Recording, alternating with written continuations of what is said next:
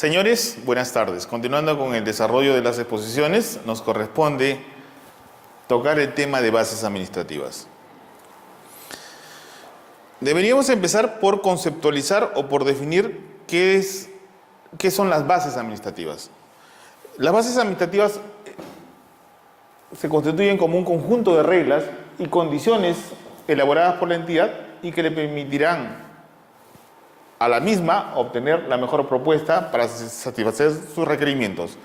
Estas mejores propuestas se dan en función a dos principales características: en función a la calidad y en función al precio. Tenemos que también hablar de bases integradas. ¿Qué son las bases integradas? Las bases integradas son las bases originalmente redactadas, las mismas que han sido modificadas, complementadas, mejoradas como consecuencia de las respuestas dadas respecto a las consultas y respecto a las observaciones de los participantes. ¿Okay? Bases estandarizadas son aquellas bases elaboradas ¿por quién? Por el OCE, que tienen que ser adoptadas, tienen que ser, utilizadas para que las entidades elaboren sus bases. Pero sabemos nosotros que son cientos, sino miles, los objetos que se pueden contratar por parte de la entidad. Bienes, podríamos contratar bienes para comprar computadoras, escáner, fotocopiadoras, servidores, máquinas filmadoras, cámaras, sillas, banquetas, y así puedo seguir enumerando hasta mañana. ¿Okay? Los bienes.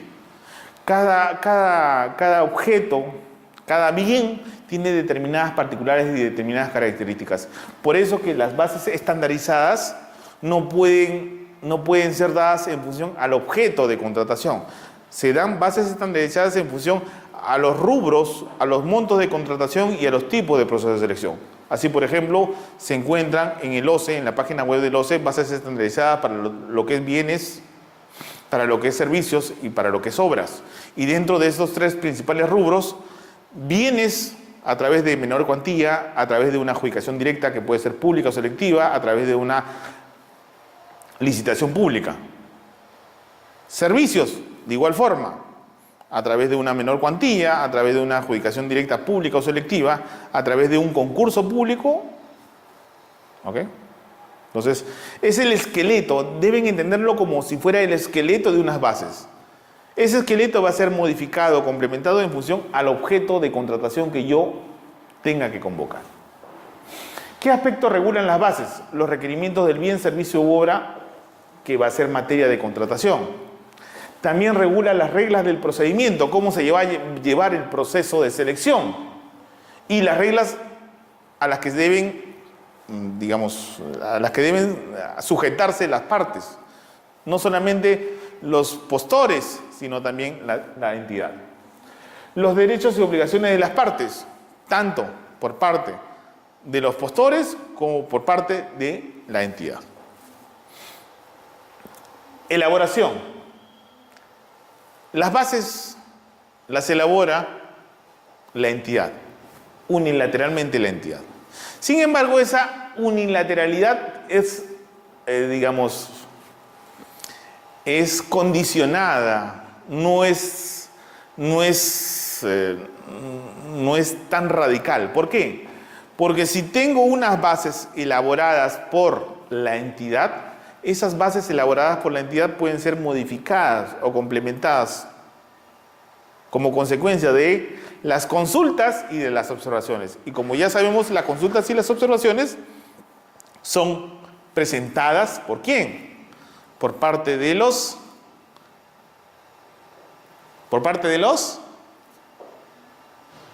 participantes, señores. Participantes, no postores, por parte de los participantes. ¿Ok? Entonces, a través de las consultas y las observaciones, es posible que de repente una persona, un participante que considera que unas bases están medias direccionadas o que de repente pueden inducir a beneficiar a algún posible postor puede, a través de la consultación de las observaciones, corregir los errores o equivocaciones para hacer que las bases sean objetivas, transparentes y proporcionales. ¿Quién la elabora? El responsable es el comité especial, salvo en las menores cuantías, que como ya se señaló anteriormente, también podrán realizarla el área encargada de contrataciones. ¿Sobre qué? Sobre la base de la información contenida en el expediente de contratación. No se olviden, ¿el expediente de contratación quién lo elabora? Claro. Al unísono todo el mundo me contesta.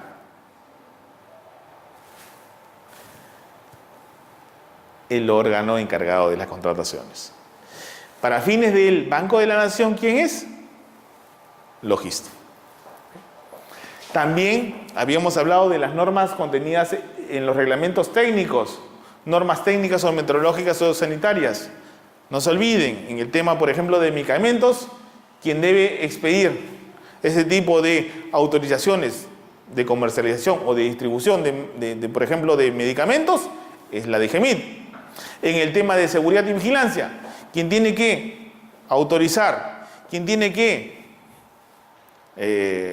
verificar las condiciones, es otro organismo del Estado que se llama la DISCAME.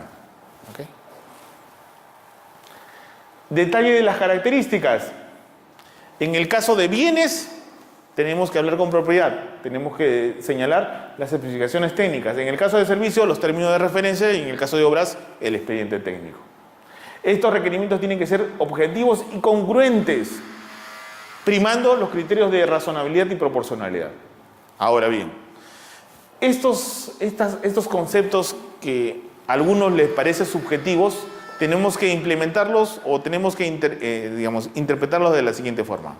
Si yo voy a, por ejemplo, hacer una obra, un pequeño canal de regadío, que de repente pueda conducir el agua de una acequia, de un río, de un pequeño riachuelo, etc., obviamente yo no necesito que el postor que se presente a la edificación de ese pequeño canal de regadío por un monto de 100.000 soles sea una superconstructora. Porque obviamente lo que se va a edificar es un pequeño canal de regadío. No es un acueducto, no es un tremendo canal. Obviamente que no. Entonces, también tiene que haber racionalidad y proporcional y congruencia respecto a lo que yo voy a contratar. Los requerimientos que yo voy a pedir tienen que ser objetivos y congruentes en función a lo que yo voy a necesitar. Yo no quiero comprar elefantes blancos. Yo quiero que los bienes que yo voy a comprar verdaderamente sean de utilidad, sean adecuados y tengan relación en función al manejo que se les va a dar. Yo no quiero comprarle a mi secretaria una supercomputadora que tenga cámara web, que tenga una memoria interna de 1 tera o de 2 teras, que tenga un procesador de 3 megas. Es decir, una supercomputadora que después mañana más tarde se va a emplear solamente como procesador de texto, como máquina de texto. ¿Okay? Clases de bases. Las bases, bueno, no tanto debemos entender como las clases, sino las características de las bases. Estas bases están divididas en dos partes. Las bases que señalan las condiciones generales y dentro de las bases la segunda estructura o en la segunda parte que desarrolla las condiciones especiales de cada base administrativa. En otras palabras, las bases tienen una estructura respecto a su elaboración. Primero, las condiciones generales, las señaladas en la norma de contrataciones, y el segundo, las condiciones especiales, que básicamente regula, señala, obliga a los postores a ceñirse a determinadas características y condiciones que necesita la entidad en función al objeto contractual. Estandarización de las bases. Habíamos hablado que para una mayor facilidad el OCE ha elaborado esas bases estandarizadas las mismas que tienen que ser obligatoriamente cogidas, adoptadas por parte de los comités especiales como estructura de las bases. Esa estructura básica se tiene que ir complementando de acuerdo al objeto contractual que yo tenga que convocar. En la sección específica también se tiene que detallar las características, condiciones, detalles, precisiones que pueden describir el objeto de lo que se va a contratar o de la forma como se van a realizar los servicios o cómo se va a edificar la obra. En el tema de obras, digamos, es más restringido. ¿Por qué? Porque ahí hay todo un expediente técnico que señala las características, condiciones, la estructura previa de cómo se va a edificar una obra.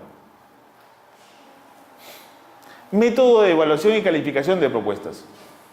Se utilizarán factores de evaluación que se incorporan en las bases. La determinación de los factores de evaluación es responsabilidad única y exclusiva ¿de quién? Del comité especial. Si bien es cierto que en el expediente, en el expediente del proceso, mal denominado expediente de contratación, puede incorporarse sugerencias respecto a los factores de evaluación, eso no significa que el comité especial tenga la obligación de adoptarlos, de cogerlos. Quedará a criterio del comité especial evaluar la pertinencia o no de coger esas sugerencias e incorporarlas en las bases. Puede desecharlas y poner otras, ¿okay? Lo que sí es importante destacar que esos factores tienen que ser congruentes, proporcionales y objetivos, que no permitan un direccionamiento, que no permitan un control o una desnaturalización del proceso para beneficiar a alguien. Eso no se puede hacer. No se puede direccionar a un postor como no se puede direccionar el proceso para que gane un postor con una nacionalidad de fabricación determinada. No puede direccionarse un postor o una propuesta para que sea de una marca determinada, porque las marcas no se posibilitan como exigencia de las bases. Siempre debe entenderse que esta selección deberá permitir la mejor oferta en relación a la necesidad que se requiera satisfacer. Obligatoriedad. Siempre, de manera obligatoria, se tienen que adoptar como criterio base las bases estandarizadas para elaborar las bases administrativas. Dentro del contenido, no se olviden, repitiendo, el requerimiento de la entidad, es decir, las especificaciones técnicas, términos de referencia o el expediente técnico, las reglas del procedimiento, es decir, cómo se va a llevar a cabo el proceso de selección, el cronograma, las etapas que la componen, los plazos para cada caso, el contenido de la propuesta, la metodología de evaluación y calificación de propuestas y las impugnaciones. Todos ellos vamos a desarrollarlos más ampliamente cuando desarrollemos el tema de proceso de selección. Y finalmente la proforma de contrato, que es el esqueleto del proyecto de contrato. Ese esqueleto del proyecto de contrato va a ser modificado o complementado en la medida de las condiciones que haya presentado los postores en su propuesta.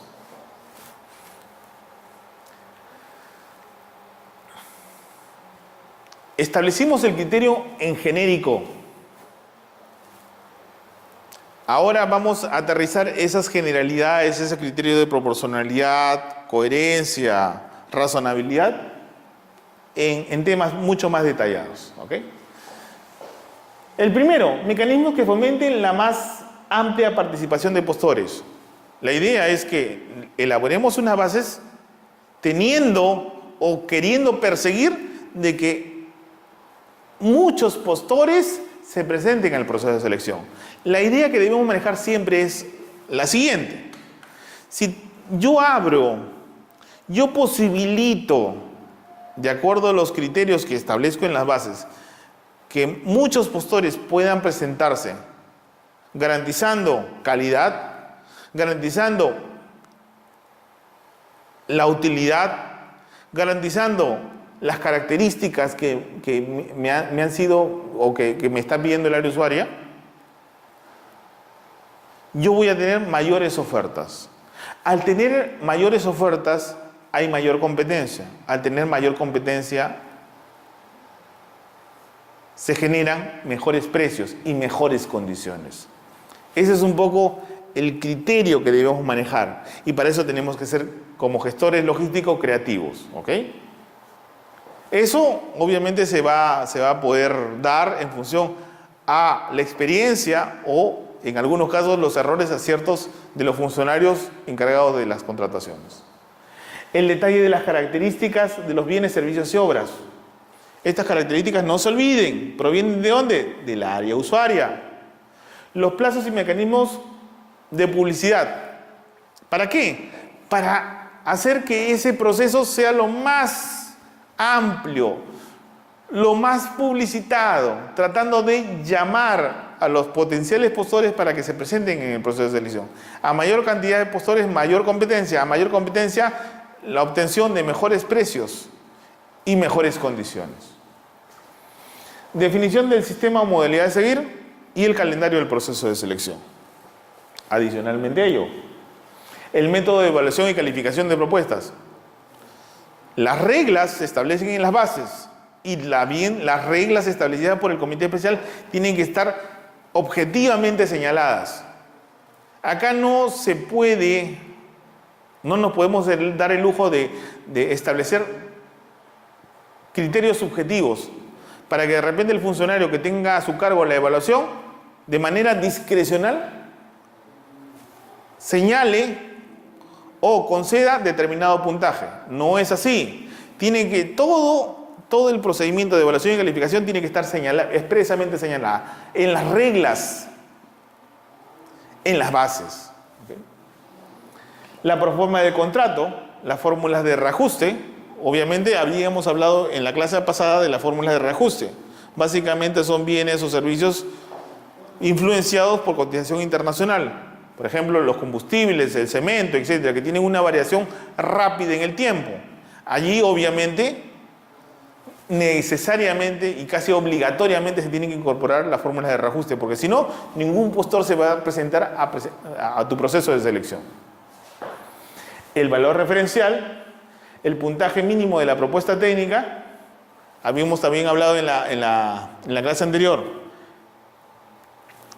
de que, aparte del criterio, los rangos de validez de la propuesta, en el caso de bienes, del valor referencial o del 100% hasta el mínimo, en el caso de servicios del 100% del mínimo, en el caso de ejecución de obra del hasta 110% y por un rango no menor al 90%, ¿ok?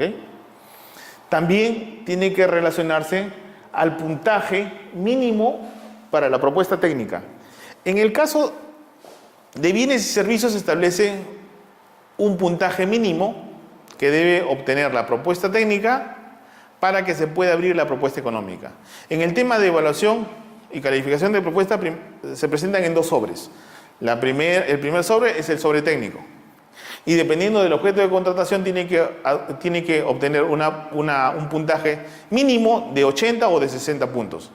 Para que, obtenido ese puntaje, se posibilite abrir la propuesta económica. 80 puntos en el caso de servicios, 60 puntos en el caso de bienes. Si no superan ese mínimo, no se va a poder aperturar la propuesta económica. La calificación previa, obviamente estamos hablando de obras de mucho más envergadura que en la siguiente clase se las comentaré. Y finalmente la moneda. La publicidad. Siempre estamos empezando con el tema, con el numeral 1, y así vamos a desarrollar cada uno de ellos. La publicidad. La publicidad de los procesos de selección ha variado. Antes se publicaba a través de los diarios de mayor circulación nacional. Hace muchos años que esa fórmula ya ha sido dejada de lado y ahora la publicidad se da en todos los casos a través del CIACE. del sistema electrónico de contrataciones del Estado. ¿Ok? Y también la publicidad también se puede dar como mecanismo alternativo de publicidad el portal de la entidad. La idea, no se olviden, es publicitar el proceso de la mejor forma, tratando de llamar a los potenciales postores para que participen en el proceso de selección. Ahí se establecen plazos mínimos para la publicación y necesariamente se va a utilizar el SEACE como mecanismo de publicidad. Calendario de proceso. En el tema de calendario de proceso tenemos que señalar o en todo caso destacar los siguientes hechos. El calendario es parte necesaria, importantísima de las bases administrativas. En ese calendario, ¿qué se señalan? Diferentes condiciones. Cuando se convoca, cuando se registra de participantes, después de que se registra de participantes, si se habilita o no la etapa de consultas, observación, las respuestas a las consultas, a las observaciones, el tema de cuándo se va a hacer la evaluación y la calificación de propuestas, el tema de integración y todo lo demás. Es decir, se desarrolla y se detalla toda la estructura y todas las etapas que componen el proceso de selección. Pero importante es destacar respecto, por ejemplo, al registro de participantes que en la convocatoria, en el aviso de convocatoria, se tenga que señalar, por ejemplo, el día y las horas o las horas donde se van a registrar los participantes. Y no solamente es que se diga, ¿sabe qué? Ante el Banco de la Nación se van a registrar los participantes. Tú tienes que definir, señalar, precisar qué oficina, en qué área se van a registrar los participantes. También el horario. El horario anteriormente se presentaban incoherencias de señalar, por ejemplo, el registro de participantes se va a realizar entre las 9:30 y las 10 de la mañana en la oficina de logística. Obviamente, eso que daba lugar a que simplemente determinados postores que sabían con anticipación de la convocatoria del proceso de selección estaban puntualmente a esa hora. Y se restringía el acceso a los demás postores. Ahora no, ahora la norma de contrataciones establece que tiene que ser en el horario habitual de atención al público. ¿Okay?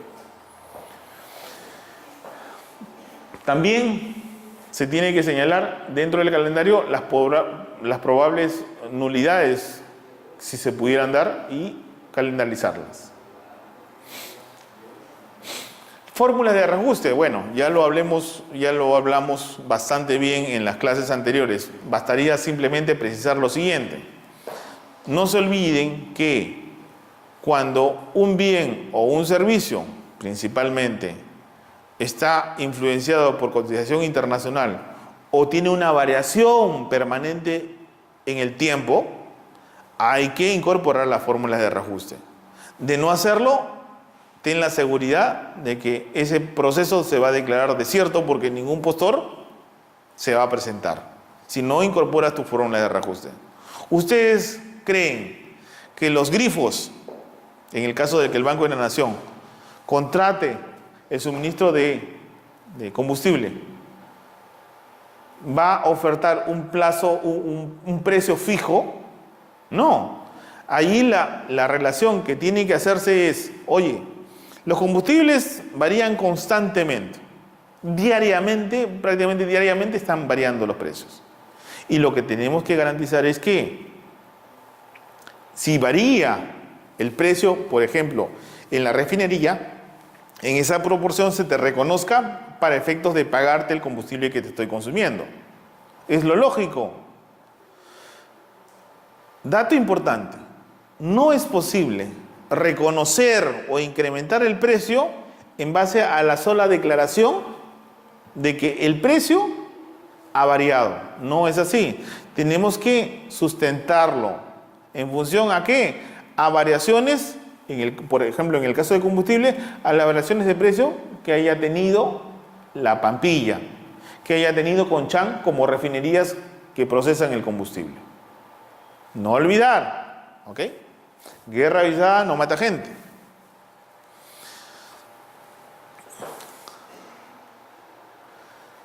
Determinación de los límites del valor referencial.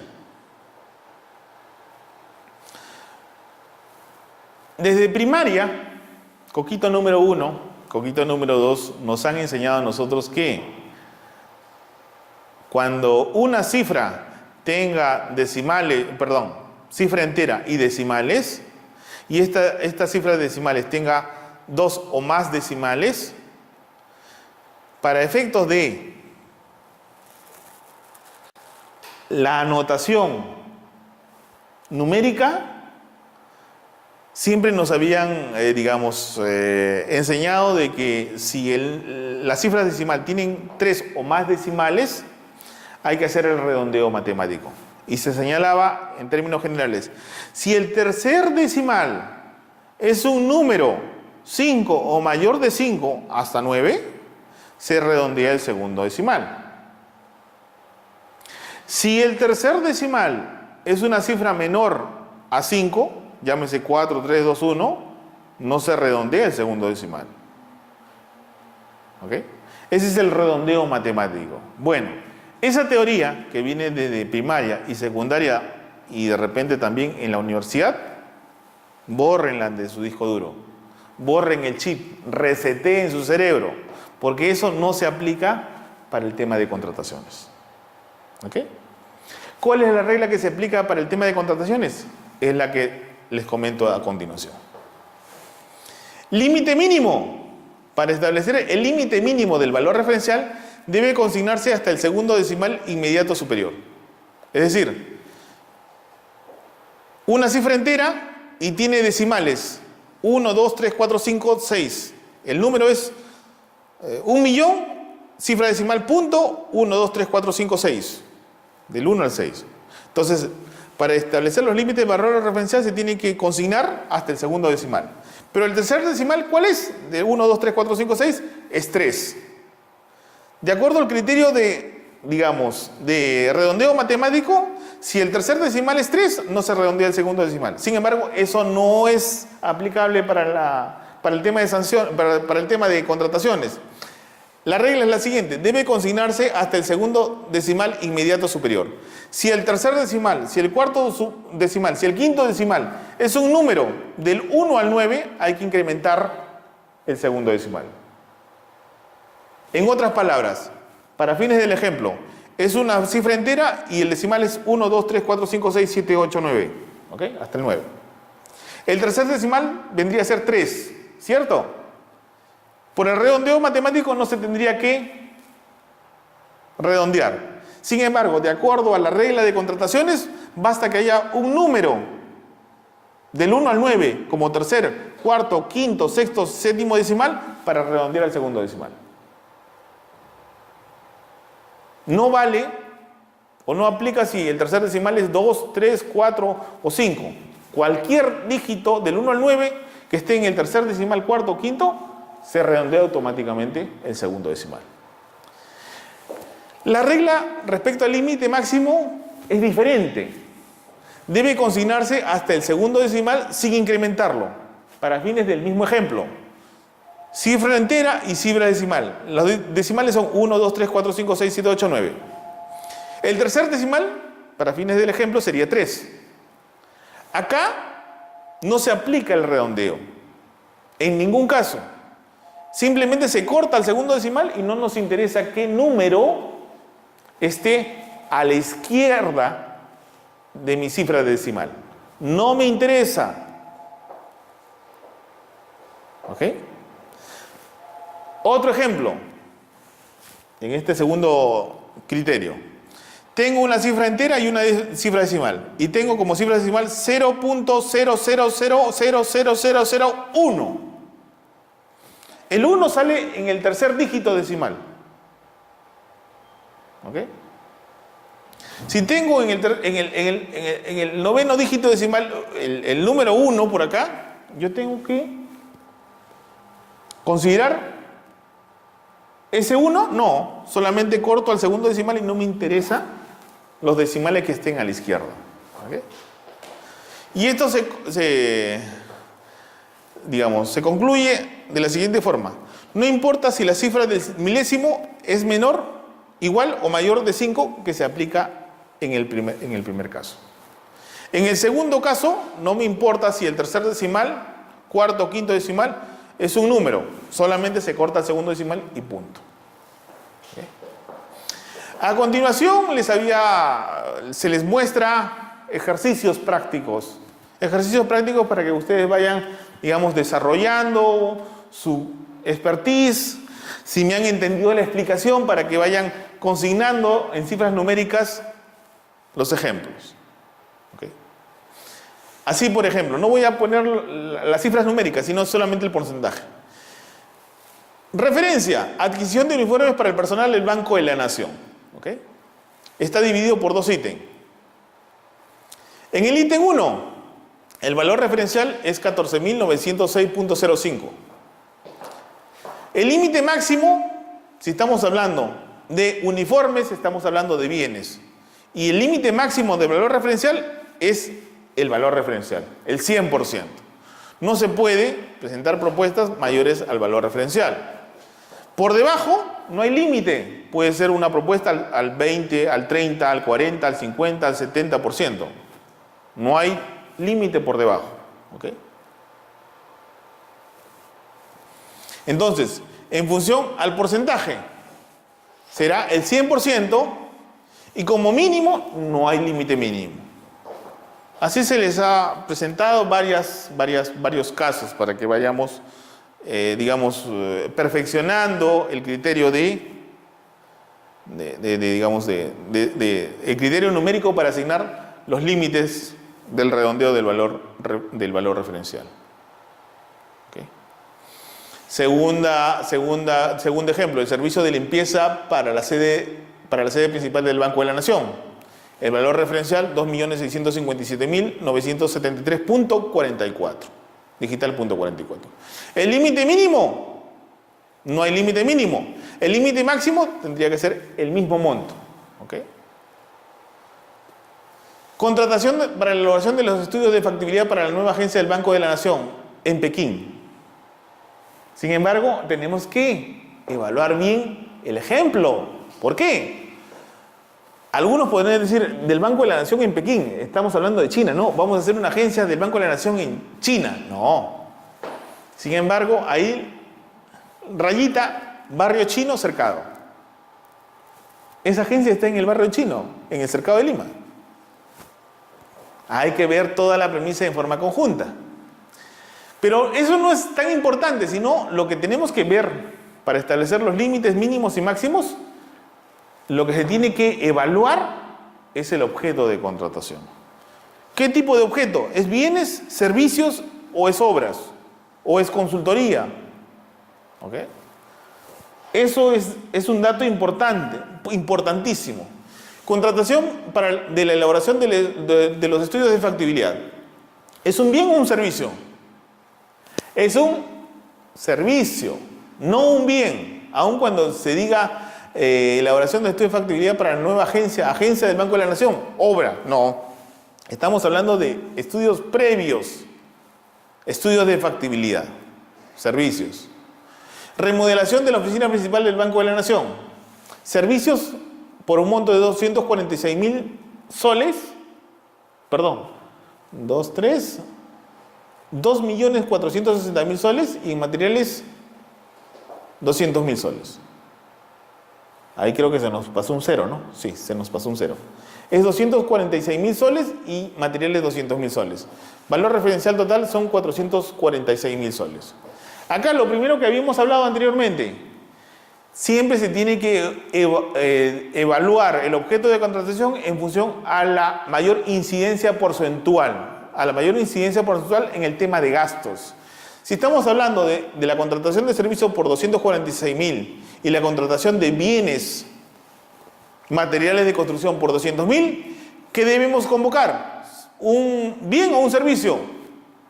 Y todos al unísono tendremos que decir que es servicios.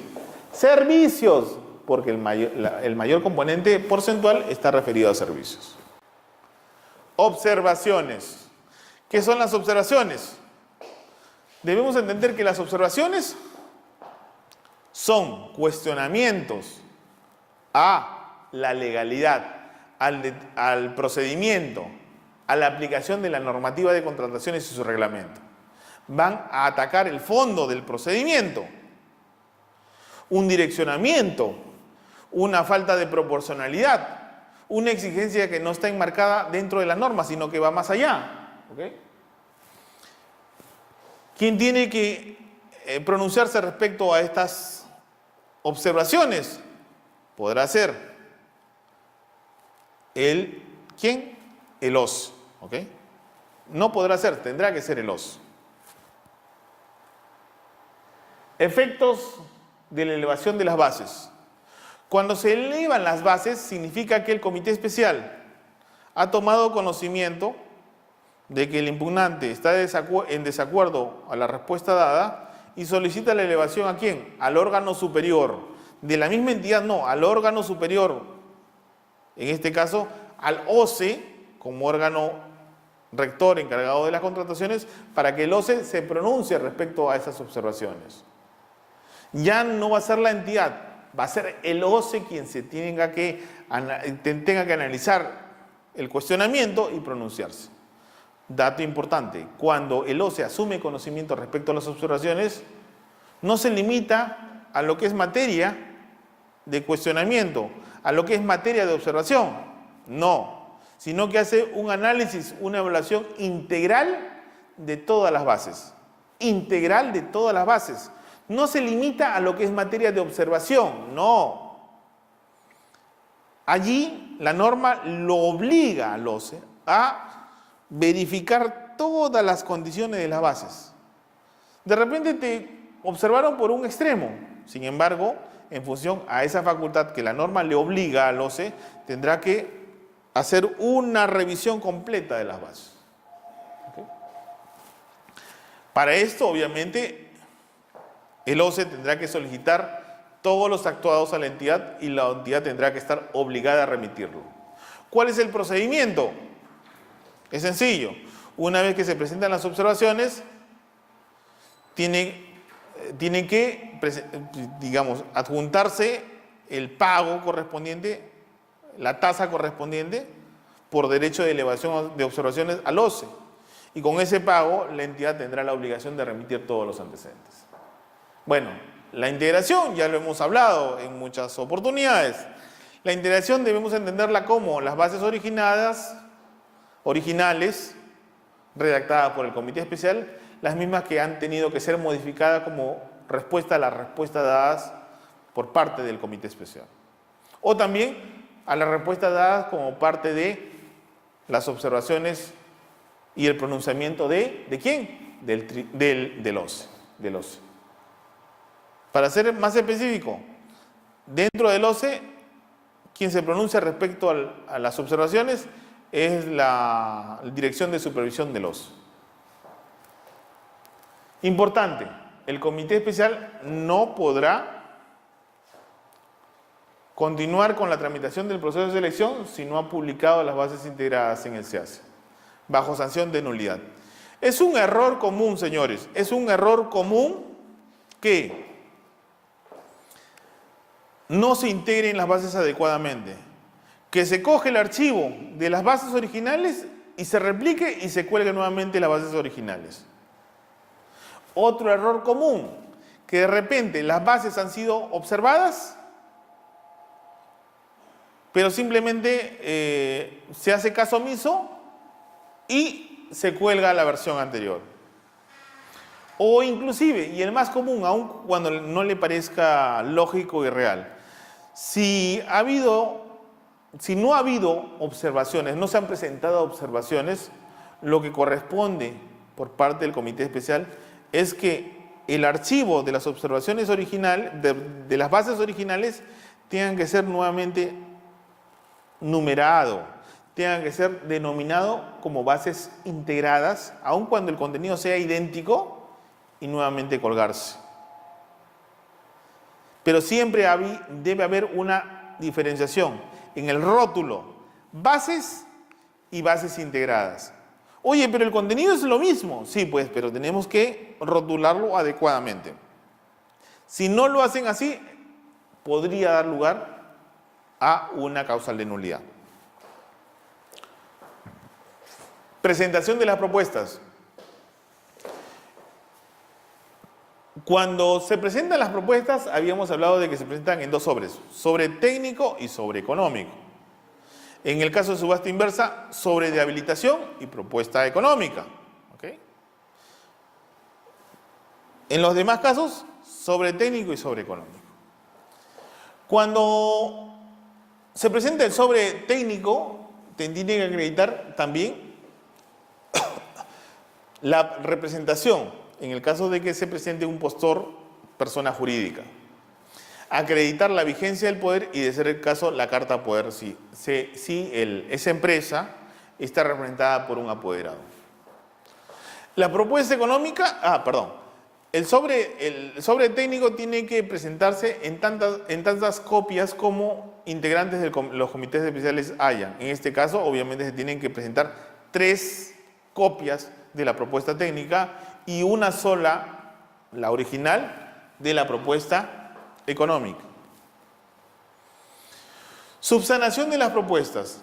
¿Cuál es el criterio que debemos manejar para posibilitar o no la subsanación de las propuestas?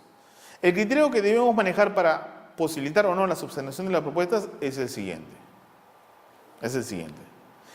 Si la propuesta o si el error cometido altera el alcance de la propuesta presentada, esa propuesta no va a poder ser subsanada. En otras palabras, si yo he señalado en las bases la presentación de declaraciones juradas y esas declaraciones juradas no han sido presentadas, o de repente información en el formato de la entidad y esa información que puede o no estar en el formato de la entidad no es presentada, eso no va a poder ser subsanado. Los errores que pueden ser subsanados básicamente están relacionados a los errores de foliación, de numeración, de un número de un DNI, si en otro extremo de la propuesta se puede apreciar el número del DNI. No se va a poder subsanar la omisión de la presentación de un documento, salvo una excepción, ¿okay? Que ya se las comentaré después. Si de repente te exigen la presentación de una declaración jurada y tú la presentas, sin embargo, esa declaración jurada no está firmada, eso no va a poder ser subsanado. ¿Por qué? Porque alguien podría decir, oye, Jaime, esa declaración yo la presenté, solo que no la firmé. Esa declaración, ese documento, te permite a ti tener la convicción de que alguien está declarando, está manifestando su posición.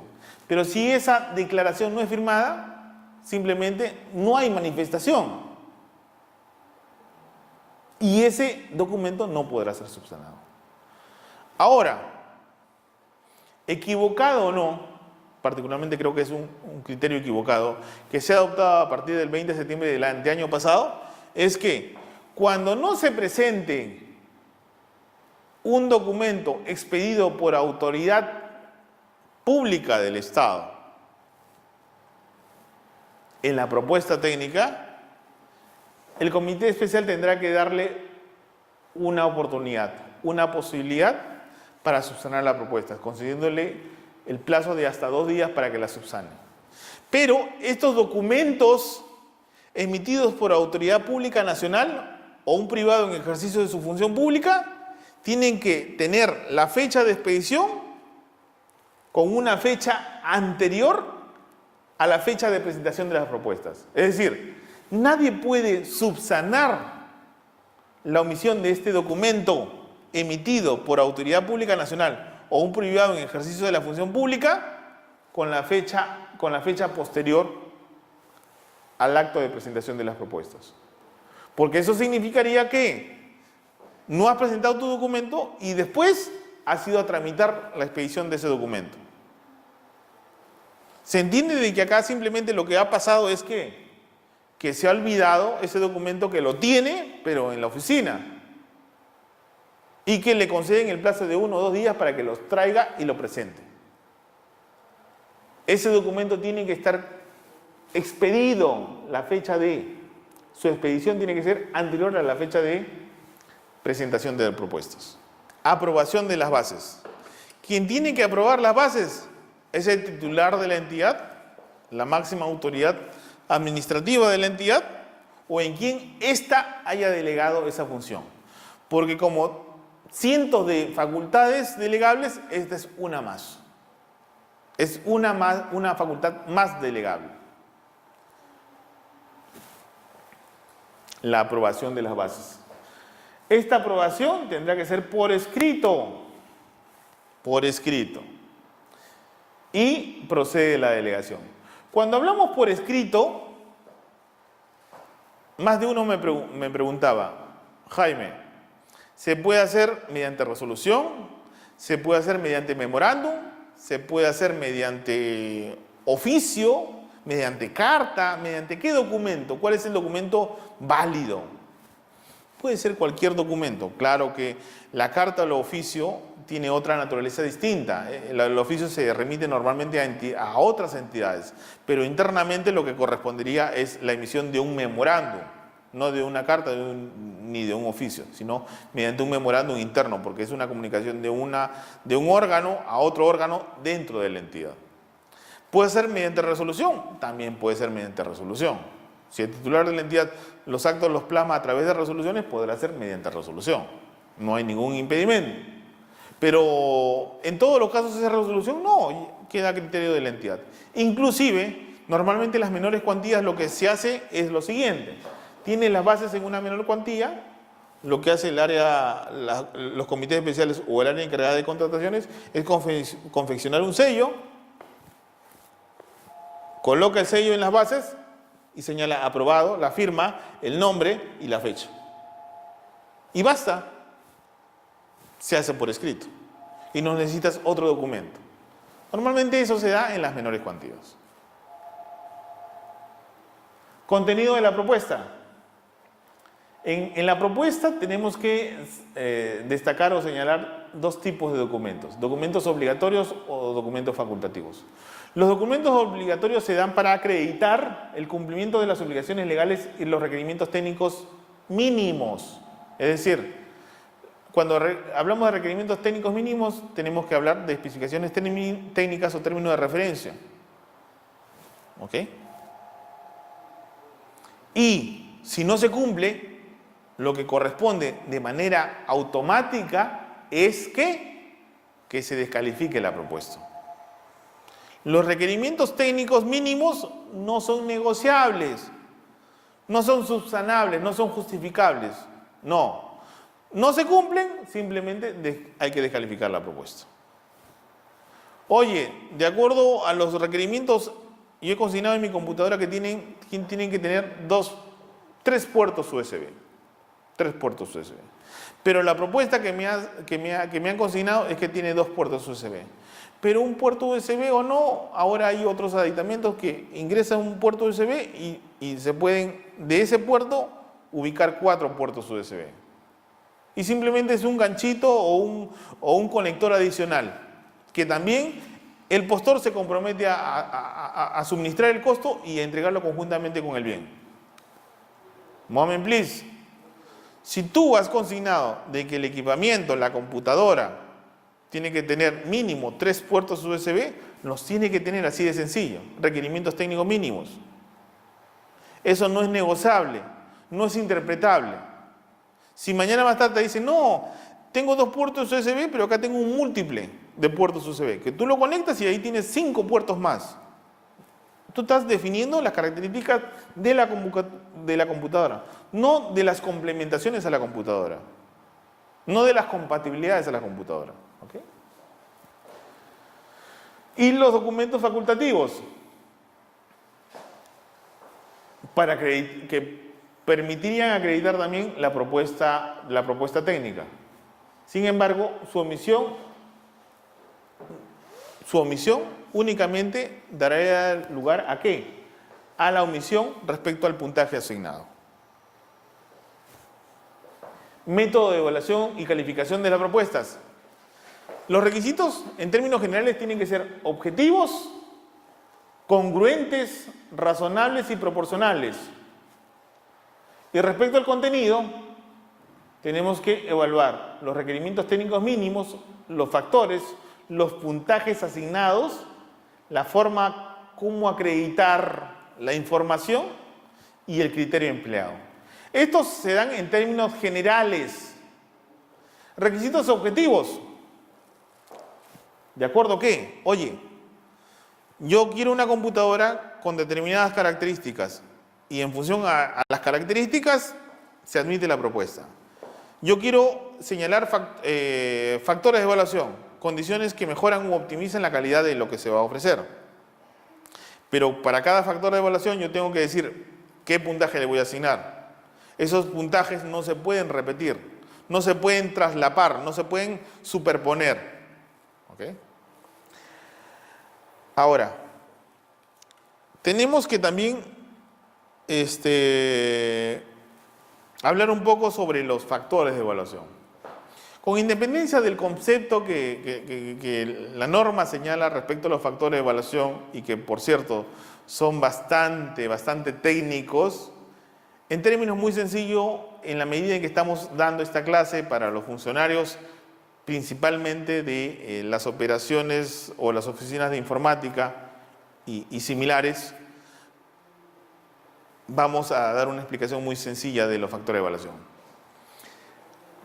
Condiciones mínimas son aquellas, o los requerimientos técnicos mínimos, son aquellas condiciones que describen el producto, que describen el objeto de contratación. Por ejemplo, yo quiero comprar laptop portátiles, ¿ok? ¿Hasta ahí todo bien? Todo el mundo sabe que es una laptop. Sin embargo,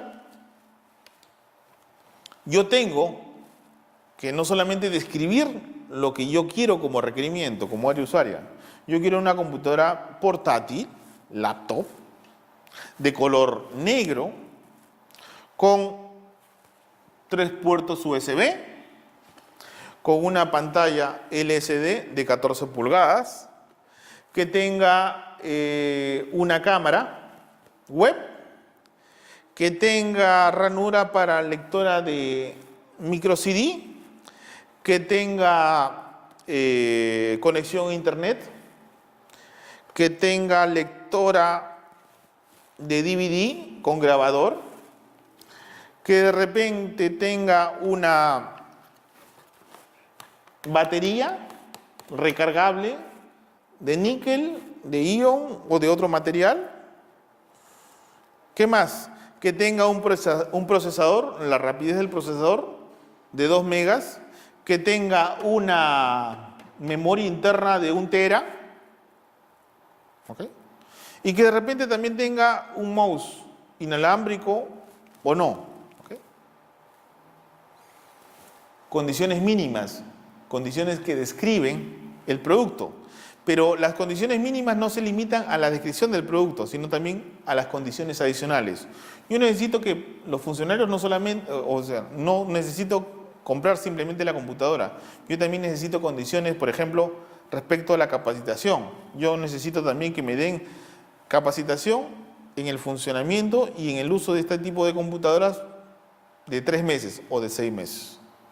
Adicionalmente a eso, yo necesito una garantía comercial por defectos de fabricación o de funcionamiento por el término de 1 año. ¿Okay? Requerimientos técnicos mínimos. ¿Okay? Perfecto, hasta ahí todo bien. Y hemos sido muy precisos, muy detallados para describir el objeto de contratación. ¿Pueden haber muchos más? Pueden haber muchos más. Factores de evaluación son condiciones que mejoran o optimizan la calidad y las condiciones de este producto.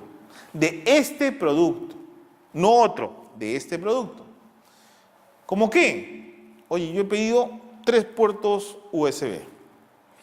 Aquel postor que con estas mismas características me agregue un puerto USB más, le voy a dar 5 puntos.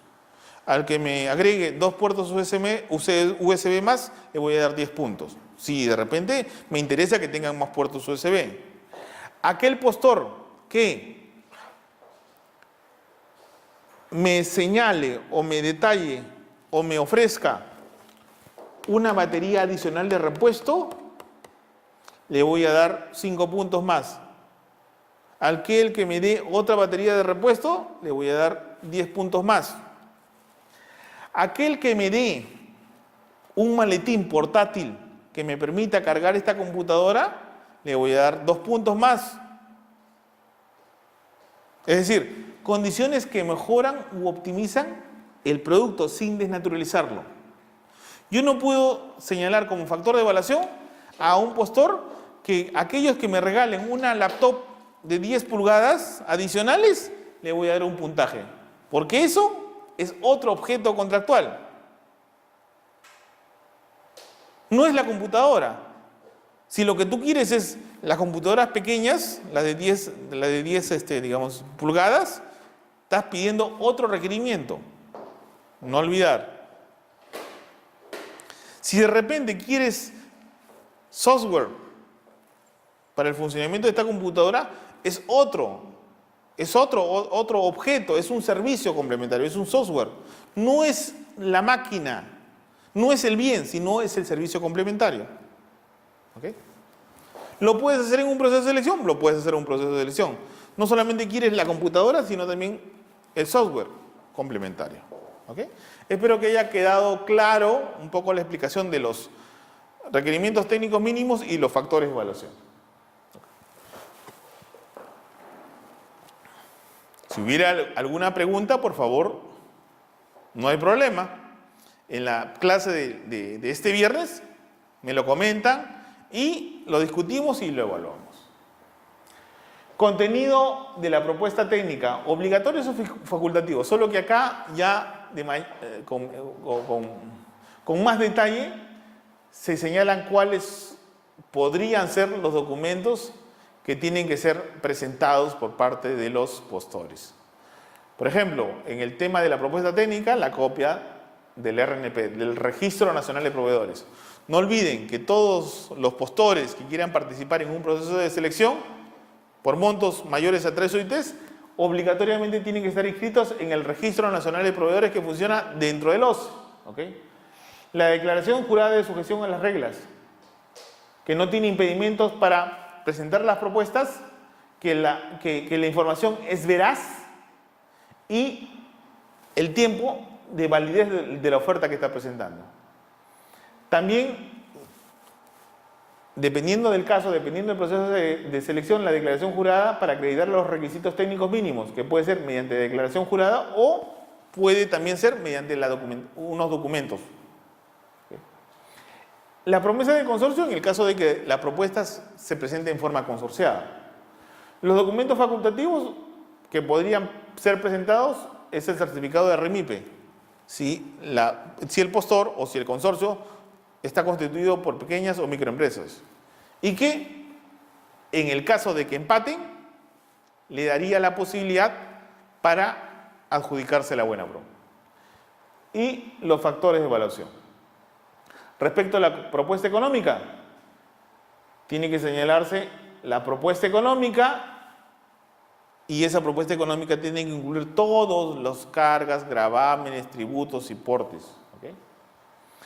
La garantía de seriedad de oferta era una garantía que antes se exigía conjuntamente con la propuesta económica. Esta garantía de seriedad de oferta ahora ya no se exige. ¿Okay? Sin embargo, la he señalado ¿por qué? Porque era un requisito anterior que se debería presentar conjuntamente con la propuesta económica. Ahora ha sido suprimida. ¿Okay? Como lo señalo a continuación. Ha sido suprimida. ¿Y la propuesta económica? En la propuesta económica, dependiendo de la modalidad, se tiene que señalar a suma alzada o a precios unitarios. ¿Qué puede modificar el comité especial? ¿Puede modificar factores de evaluación? Sí, porque los factores, no se olviden, que es una competencia del comité especial. ¿Okay? Las condiciones de las bases que no constituyan requerimientos mínimos también pueden modificar ese extremo. Y si constituyen requisitos técnicos mínimos, no las va a poder modificar el comité especial. La tendrá que hacer a través de ¿qué? A través del área encargada de contrataciones, y estas a su vez tendrán que coordinar esa modificación con el área usuaria. Porque no se olviden que los requerimientos técnicos mínimos, ¿de dónde provienen? Del área usuaria. Y ellos son los únicos que pueden, ¿qué? ¿Modificar qué? Los requerimientos mínimos. ¿Okay? Dato importante. Si el comité especial advierte que los requisitos o los requerimientos técnicos mínimos son genéricos, que no se ha cumplido con establecer una valla mínima que permita seleccionar una propuesta objetiva, que permita seleccionar una propuesta que mañana más tarde sea de utilidad a la entidad. No se olviden del caso de los patrulleros. ¿Okay? Lo que tiene que hacer el comité especial es, a través del área encargada de contrataciones, sugerirle o informarle acerca de la inquietud de que aparentemente no se han establecido como requerimientos técnicos mínimos los límites o los detalles que correspondan para comprar determinado objeto. ¿Okay? Ahora, respecto a los factores de evaluación, bueno, vamos a verlo en mayor detalle cuando hablemos de los procesos de selección, cuáles son los criterios para evaluar y calificar las propuestas. Factores de evaluación. Los factores de evaluación son condiciones que mejoran o optimizan la calidad de los productos. ¿Ok? Partiendo de ese supuesto, debemos entender lo siguiente: como son condiciones que mejoran o optimizan, no son los requerimientos técnicos. Y esa evaluación permitirá al comité especial diferenciar las propuestas, comparar las propuestas en función a la asignación de puntaje. Cuando usted incorpore factores de evaluación, tiene que relacionarlo con la asignación de puntajes. Siempre. El cumplimiento de requerimientos técnicos mínimos no dará lugar a la asignación de puntaje. Pero sí, si estamos hablando de factores de evaluación, sí dará lugar a la asignación de puntajes. Puntajes, factores de evaluación. Puntajes, factores de evaluación. Requerimientos técnicos mínimos no da lugar a la asignación de puntajes. No olvidar, importante. Acá vamos a desarrollar, dependiendo de cada objeto contractual, qué factores de evaluación se pueden dar. ¿Okay? En la adquisición de bienes, respecto al factor cumplimiento de la prestación, en el caso de bienes, se exige que se presenten constancias o certificados de prestaciones sin incurrir en penalidades. ¿Esto qué quiere decir en buen romance?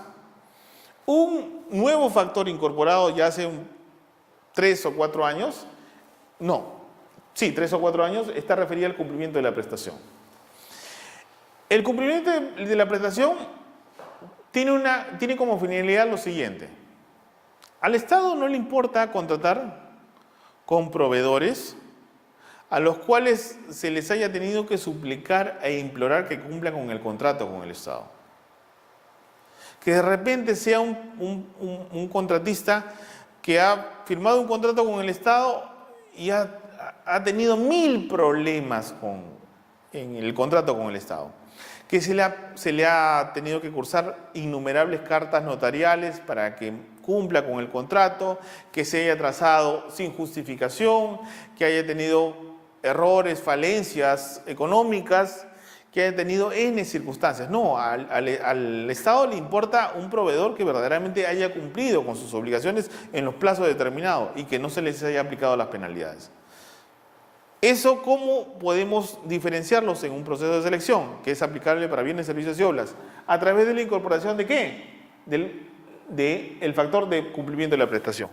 Este factor de cumplimiento de la prestación bonifica, concede puntaje a aquellos contratistas que han cumplido con el Estado sin penalidades, que han cumplido con el periodo, con el contrato con el Estado sin incurrir en penalidades.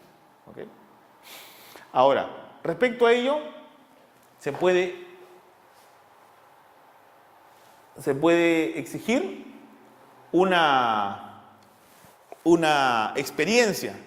Una experiencia respecto, por ejemplo, en el caso de bienes, respecto a la comercialización, respecto a la venta de los bienes. ¿Okay?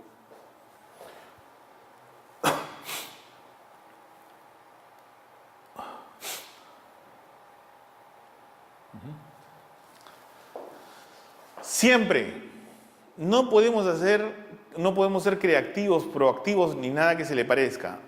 Lo que sí, para asignar los puntajes correspondientes se tiene que dar en función a lo que se haya establecido expresamente en las bases administrativas. Ante la duda no puedo ser discrecional, no. Las reglas de juego tú las estableces en las bases y en función a ella también estableces los puntajes que se le van a asignar a cada postor cuando cumpla o no los factores de evaluación. En el caso de servicios, se ha establecido experiencia y cumplimiento del servicio. También los factores están referidos al personal. Otro factor puede estar referido a las mejoras de las condiciones previstas en las bases. Y también se pueden adicionar otros factores. ¿Qué quiero decirte con esto? Los factores pueden ser diferentes o distintos. La norma de contrataciones sugiere algunos. Sin embargo, dependiendo del objeto de contratación, yo puedo incorporar más o menos. Siempre normalmente se aplica más. Menos tendrá que justificarse por qué se aplica menos. En determinados casos, la norma no posibilita que sean menos factores. Si fueran más, sí, y hay que justificar por qué. No vaya a ser que de repente uno empieza a sugerir mayor cantidad de factores, pero no con un fin de garantizar la calidad, sino con un fin de direccionar el proceso de selección para que gane determinado postor. En el caso de servicios, si de repente, por ejemplo, yo le digo, en el tema de factores referidos al personal, capacitación, y digo, voy a contratar una empresa de consultoría, para que me haga un estudio de impacto medioambiental de la agencia, de lo que va a significar la edificación de la agencia en la localidad de Tambo Grande, por ejemplo. ¿Okay? Oye, pero los especialistas, los profesionales que van a tener que estar en el staff de ese postor van a tener determinados requisitos, que tienen que ser todos egresados de una universidad determinada. Que de esos egresados, 3 por lo menos de los 4 que se está pidiendo, 3 tengan una maestría de determinada universidad. Y que adicionalmente tengan una experiencia en labores de consultoría de mínimo 10 años. Esas condiciones, ¿ustedes no creen que direccionan el proceso? Obviamente que sí. Se está adecuando, se está encorsetando, se está vinculando para que determinado postor con ese plantel técnico sea el único que pueda asumir o que pueda presentar o que pueda ¿qué? Obtener el puntaje. Obteniendo el puntaje seguramente va a ganar la buena pro. Alguien podría decir, no, yo lo hago para que verdaderamente cuando se haga el servicio sea el óptimo, el adecuado. Oye, si vamos con ese criterio, todas las grandes empresas ejecutoras de obras, llámese Graña Montero, llámese COSAPI, llámese Odebrecht, llámese empresas Eni, que no quiero hacer publicidad gratuita, serían las únicas a quienes se les adjudicaría obras. Y eso no quiere el Estado. El Estado quiere que, de acuerdo a la envergadura, de acuerdo al tamaño de la obra, se posibilite la participación de pequeñas, medianas, la participación de pequeñas y medianas empresas que puedan ejecutar obras. Porque si no, si vamos a establecer sin criterios, sin parámetros, los factores de evaluación, solamente Graña y Montero, COSAPI u otras empresas constructoras serían las únicas que pueden, ¿qué? Que pueden adjudicarse las Buena Pro por la tremenda experiencia que tienen en la ejecución de obras. Asimismo, para el ejemplo anterior, si tú defines determinada experiencia, calificación, perfil de educación, egresados X, sin considerar verdaderamente qué es lo que necesitamos, simplemente es una consultoría X con una envergadura determinada, obviamente las grandes empresas constructoras serían las únicas que se adjudiquen las Buena Pro, y eso no quiere el Estado. Por eso establece que los factores tienen que estar condicionados a un rango determinado. Por ejemplo, en el tema de servicios, experiencia, para acreditar experiencia será el volumen facturado, facturas respecto al mismo objeto o similar objeto de contratación, por un periodo de hasta 8 años. ¿Ok? Es decir, tú puedes acreditar facturas respecto al objeto contractual similar o idéntico por hasta 8 años, anteriores hasta 8 años. Un monto no mayor a 5 veces el valor referencial. Si yo quiero contratar una consultoría por 50.000 soles, puedo solicitar como máximo que me acrediten el volumen de facturación de hasta 5 veces el valor referencial. Si yo estoy convocando un proceso de selección por 50.000 soles, yo puedo exigir experiencia hasta 250.000, que vendría a ser las 5 veces el valor referencial. Y con un monto máximo de 10 servicios. También, otro factor, cumplimiento del servicio, certificado o constancias que acrediten que verdaderamente esa empresa no ha cumplido con sus contratos sin penalidades.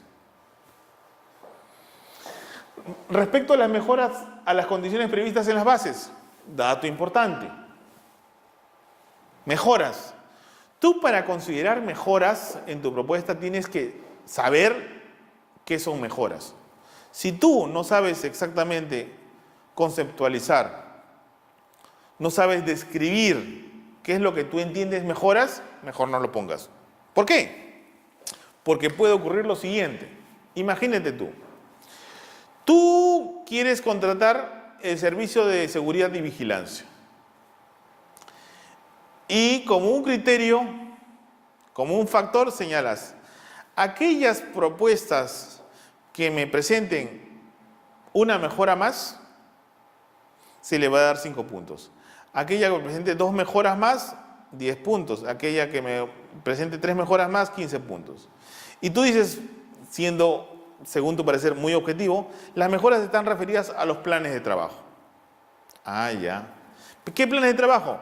Plan de trabajo ante terremotos, ante sismo, ante hechos vandálicos, ante incendios, ¿ok? Hay 4 supuestos. Hasta ahí todo bien. Pero mañana más tarde puede suceder lo siguiente. Tú has descrito qué es lo que significa una mejora, verdaderamente. ¿Esto qué quiere decir? Los factores de evaluación. Y el tema principal, las mejoras. Si uno no sabe exactamente conceptualizar, definir las condiciones de lo que tú consideras mejora, mejor no lo pongas en las bases. ¿Por qué? Porque quien sabe más de las mejoras es el proveedor, es el postor, es el contratista. Porque su negocio es eso, ver las mejoras. Estábamos hablando del ejemplo de la empresa de seguridad y vigilancia. Se ha consignado en las bases mejoras. Y mejoras referidos a los planes de trabajo. Pero en los planes de trabajo solamente la entidad se ha limitado a decir planes de trabajo, por ejemplo, ante hechos vandálicos, planes de trabajo ante sismos, hechos vandálicos ante atentados terroristas, hechos vandálicos o en todo caso ante situaciones de incendios, ¿ok? Y nada más, y no has desarrollado qué debes entender por ¿Por qué? Por ese tipo de mejoras. No ha señalado cuál es el criterio para evaluar las mejoras, qué protocolo debes tener, qué planes de contingencia debes señalar y todo lo demás. Y si no haces eso, mañana más tarde, seguramente alguna empresa que tiene experiencia en el rubro te puede decir, ¿sabe qué? Acá está mi plan de trabajo. Te presento 3 planes de trabajo. Un plan de trabajo contra incendios, otro plan de trabajo ante desastres naturales o terremotos y el otro ante actos terroristas. ¿Ok? 3. Le vas a asignar, porque obviamente su plan de trabajo está objetivo, detallado, es un manual, un protocolo de más o menos 50 páginas en cada plan, digamos, de trabajo. Perfecto. En cambio, otro postor que presenta una hojita que dice, por ejemplo, ante la eventualidad de un sismo, lo que se tiene que hacer es apagar las computadoras. Segunda etapa es correr a la salida más próxima. Tercera etapa, desalojar el local.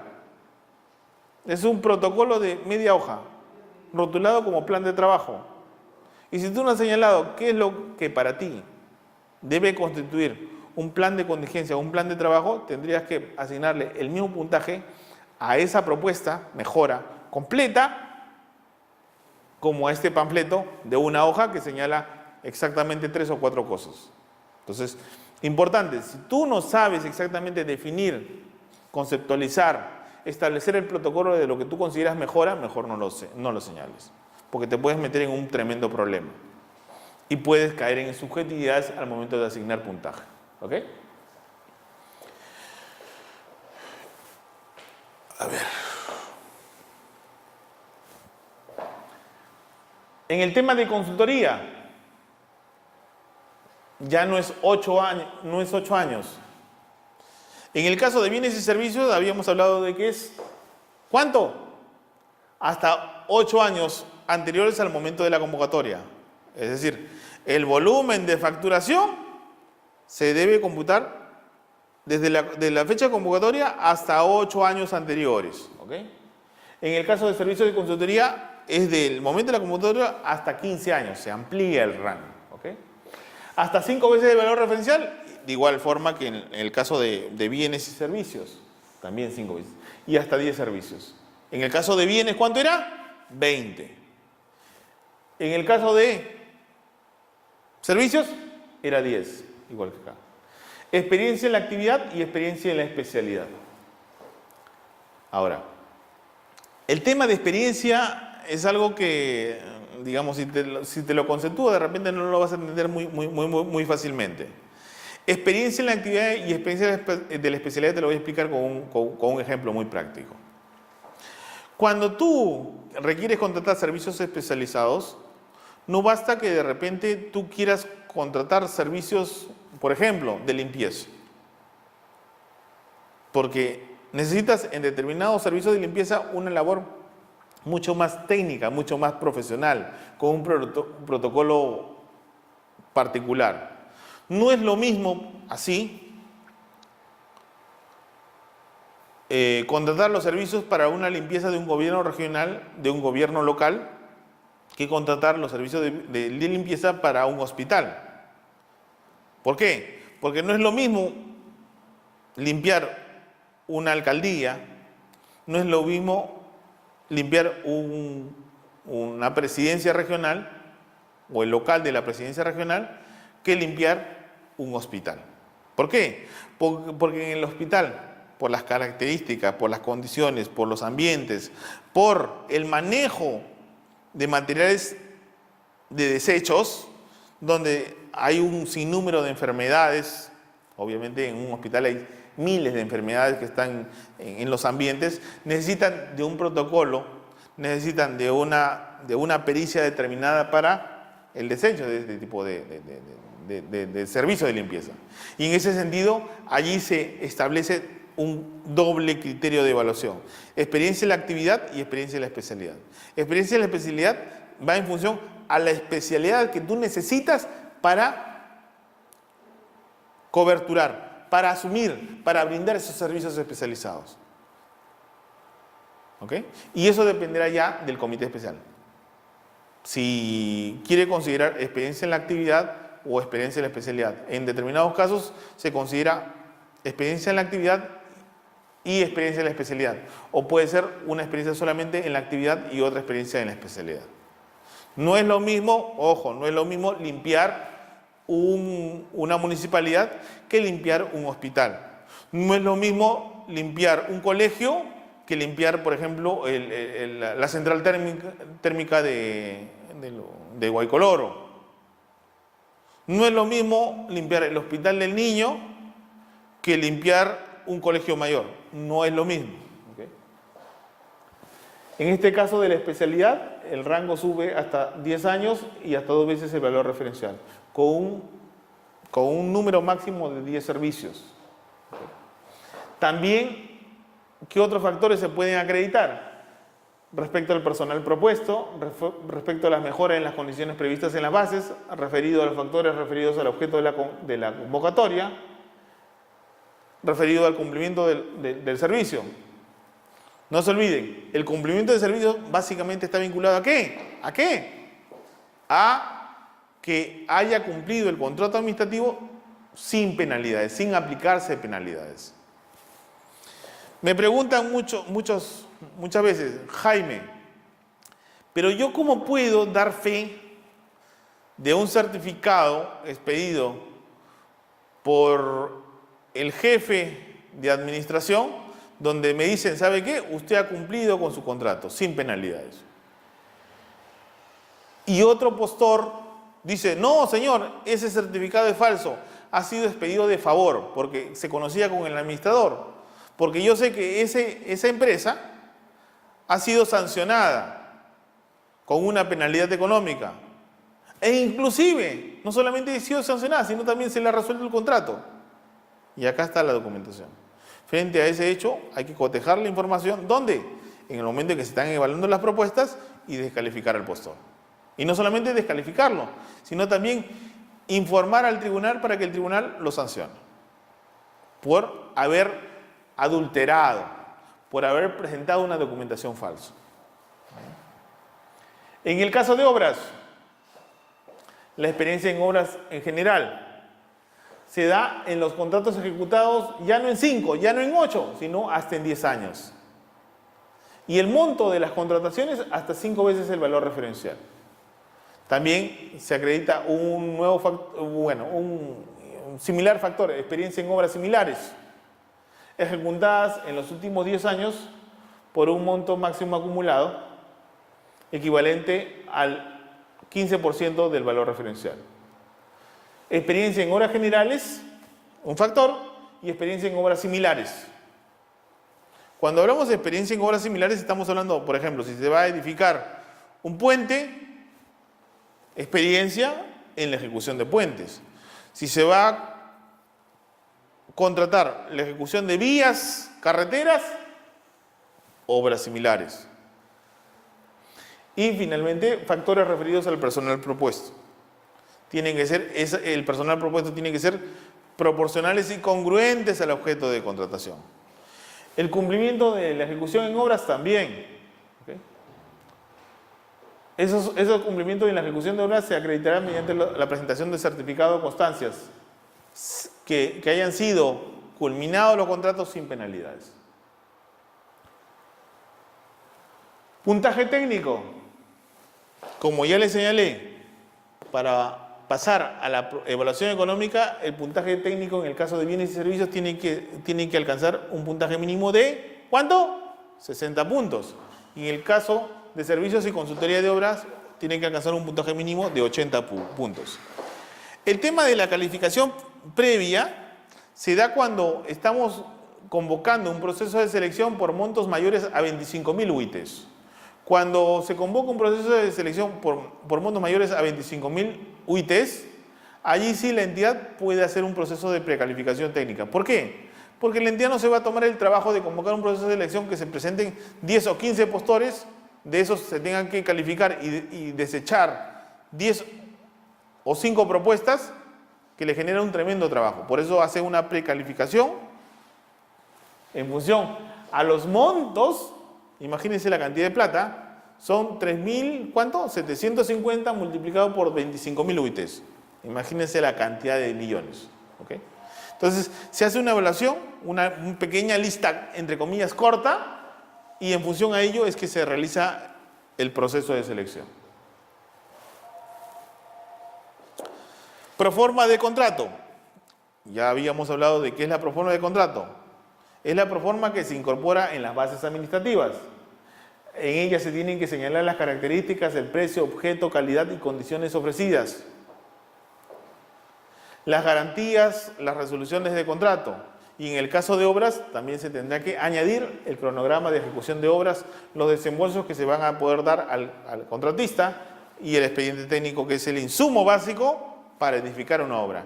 Una obra no se puede edificar sin que tenga un expediente técnico. El diseño previo de cómo se va a edificar la obra. Aprobación. Ya, paciencia. Ya estamos por terminar esta clase. ¿Ok? Un respiro, unos nuevos brillos. Estoy dando un momento, de repente alguien quiere ir a pararse, a traer un vaso de agua, es el momento. ¿Ok? Ya saben, cualquier consulta adicional lo vamos a resolver el día viernes en nuestra última clase. ¿Ok? Y también el día viernes vamos a tratar de habilitar una media hora para el tema de preguntas y respuestas de todos los temas que se han desarrollado. No se olviden también, el día viernes va a haber una evaluación, ¿no? Señorita coordinadora, ¿el día viernes va a haber una evaluación? Sí, el día viernes tenemos una evaluación. Reglas de juego en este extremo. No olvidar, yo les voy a tomar solamente la información contenida en las diapositivas. Claro que no le voy a decir, no le voy a tomar la prueba en el sentido, ¿qué dice la diapositiva número 53 del tema de bases administrativas? Eso no les voy a tomar. ¿Cuál es el concepto del comité especial? Eso tampoco no le voy a tomar. Pero sí, los ejemplos, sí la forma, sí los criterios que estamos abordando y que estamos explicando en estas clases. ¿Ok? Bueno, ya deben haber llegado y continuamos. Aprobación de las bases administrativas. ¿Quién las aprueba? El titular de la entidad o, en su defecto, en quien éste haya delegado esa función. ¿Ok? Los originales de las bases serán visados por los integrantes del comité especial. Bueno, señores, con esto hemos concluido el tema de bases administrativas. Muchas gracias por la atención brindada. Gracias.